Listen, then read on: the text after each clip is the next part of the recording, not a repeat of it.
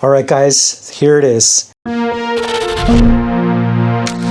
finally did the fitment test with all the parts, the far driver controller in the rear, the Powerful Lithium 72-volt battery, and the 10 kilowatt Socin hub motor. So let's talk about the hub motor first. Now, in the previous video, I showed you guys how we had to modify the dropouts slightly to get the Socin motor to fit. You know, other than like one washer behind the brake plate and a couple of washers on the brake caliper, everything fit very similar to the stock motor.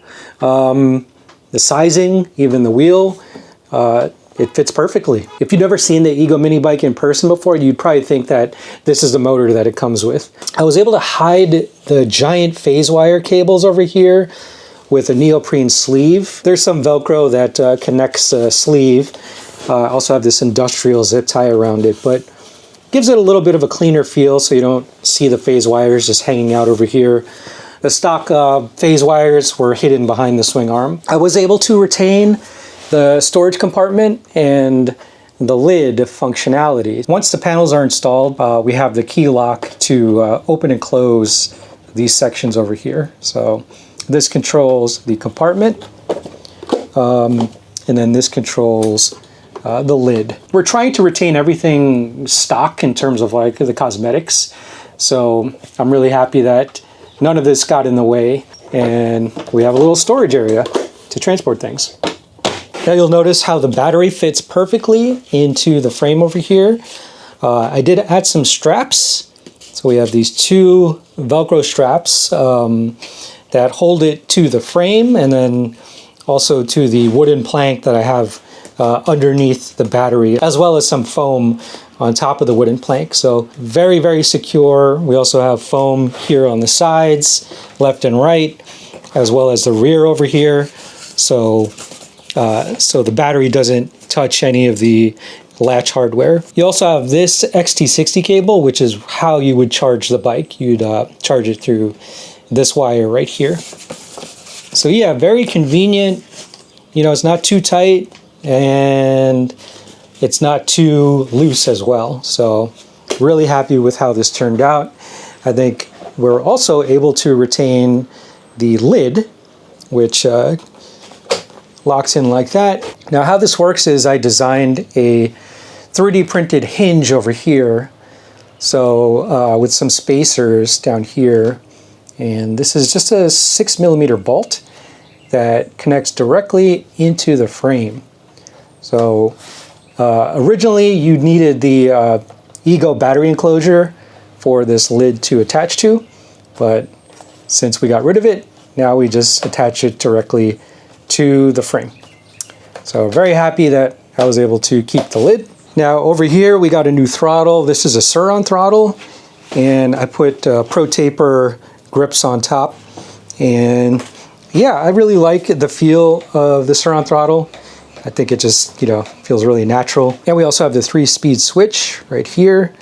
1, 2, 3 for the power levels. I don't have a key ignition yet. When I tested the original one that we had, it wasn't working, or the throttle wasn't working, so it didn't really make sense to keep it. So now I just got to figure out, you know, how to mount a key ignition. So for now, I just have an on-off switch. I know that's not really secure, but it's just a temporary thing and we could easily swap it out. Now you'll notice that the Qiaoji V3 display is mounted up high.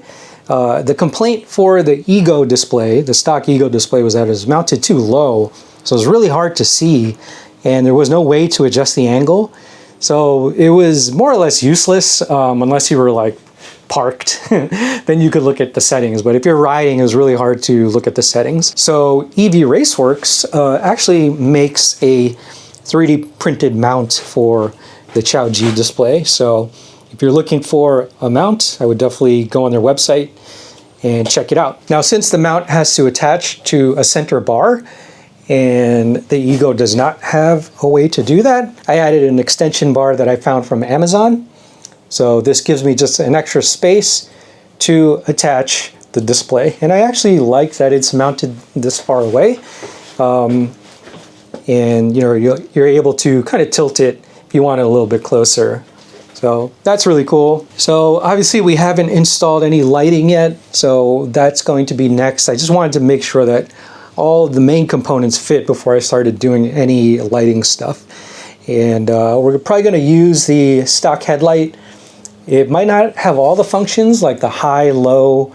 I think I just might have like, you know, on and off, and tie it into my on-off switch for the lighting. On this side, you'll see how the wires just sort of route through the frame. Very easy. This is very similar to the stock setup. The wires just kind of hang out on this side, and there's some zip tie mounts to keep them over there. And again, there's like lots of space right here. So I'm probably gonna mount the 12 volt step down over here for some accessories. I also have to wire up the horn and get that to work. Okay, so under the seat, let's take this off. This is where the far driver controller is mounted. Now I do have another neoprene sleeve over here, and this is basically just hiding all of the extra wires and connectors, and just keeping them protected from the controller and from the seat. So this is what it looks like. Kind of a perfect fit. I didn't really use anything to bolt it into the frame. I just used some zip ties, but it's a pretty snug fit, so I think that should be fine. And again, plenty of room over here for our lighting, so plenty of space. Yeah, even with the harness attached, there's still enough clearance for the seat to fit on top. And then this is where the QS8 connector is from the controller into the battery.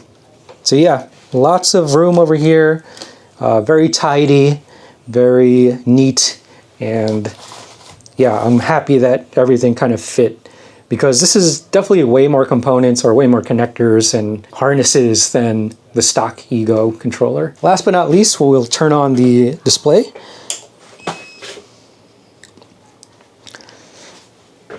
And so this is what the Chao-G display looks like.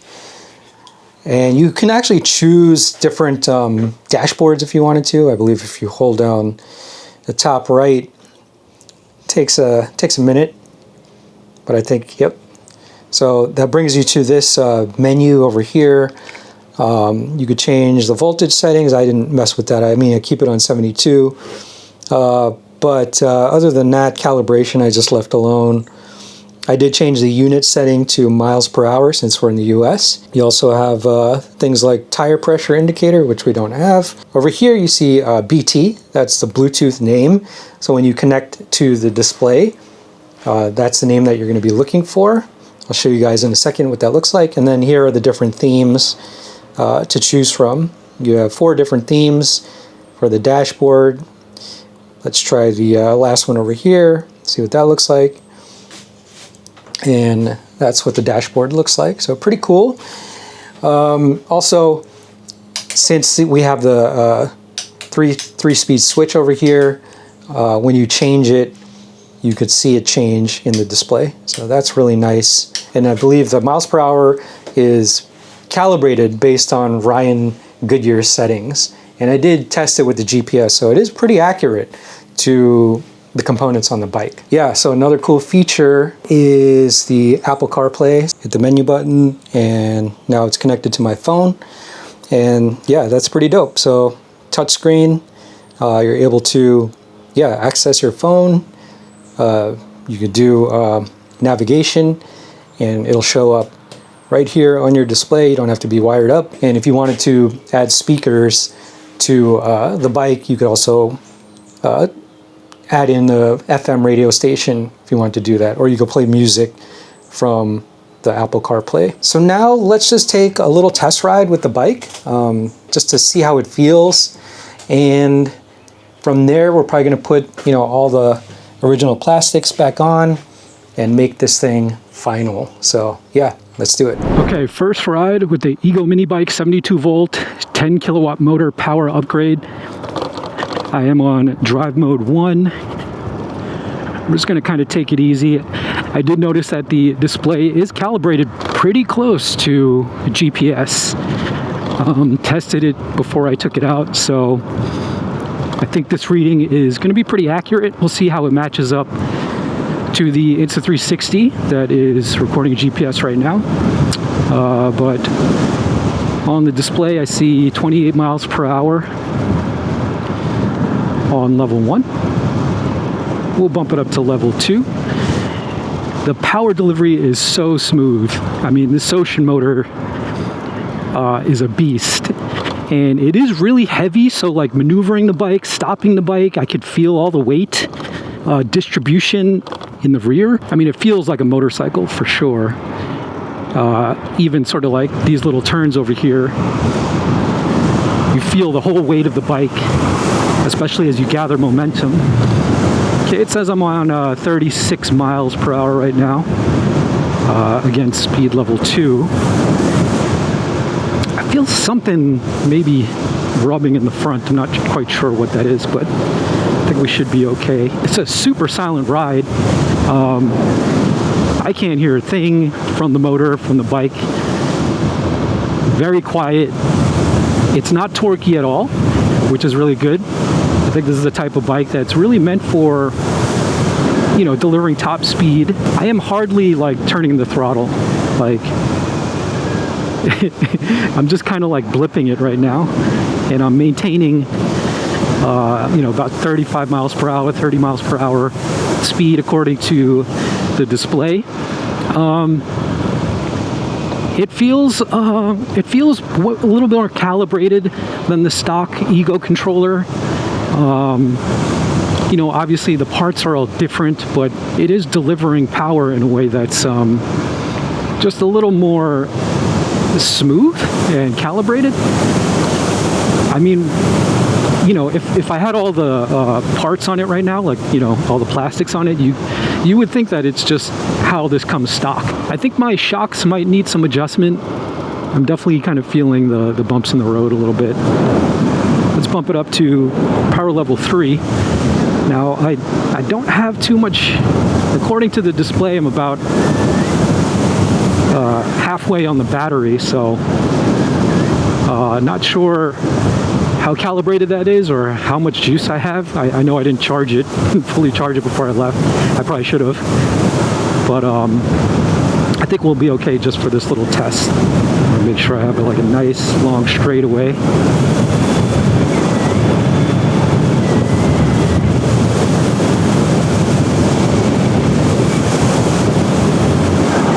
It says I'm on 42 miles per hour.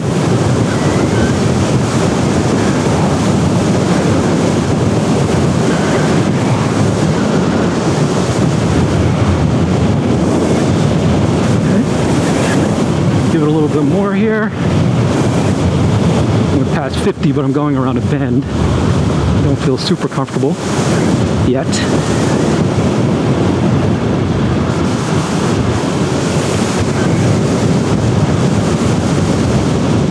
Just looking for a nice straightaway.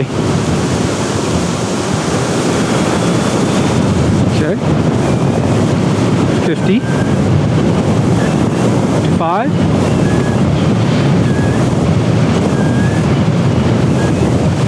Okay, I was shaking a little bit, so brought it down slightly. All right, so got close to 60, but the bike started wobbling a little bit. Not sure what that was about, but let's start heading back. I mean, like 40 to 50 miles per hour feels like the sweet spot for this bike. I could definitely hit 60. I'm just concerned about that speed wobble. I'm also, these blind spots on this road, a little sketchy. A lot of people out today. Sometimes you have animals kind of running through the street, so just being a little extra cautious. Also, the bike isn't like 100% tidy. We'll try a top speed test once I charge the battery up, but that's our initial test ride with the Ocean motor. And so far, definitely a success. It definitely feels like a way more substantial motor. So Ryan Goodyear did say that you can install speakers on this bike. And that might be a good idea, considering how quiet this thing is. Maybe maybe I do have some sort of like humming sound or something on this bike, but yeah, I love how smooth the power delivery is. It's not torquey. It's definitely not as torquey as the stock controller tune or the stock bike. Maybe there's a way to bring that up, but I like it. The display is mounted in a much easier place to read the settings, in my opinion. It's like further up between the handlebars, and you can also do Apple CarPlay with the Bluetooth, so very useful if you want to put your navigation on there. And if you have the speakers installed, you could actually play your Spotify music on there. This thing definitely feels like a light electric motorcycle now, as opposed to maybe a kid's electric mini bike.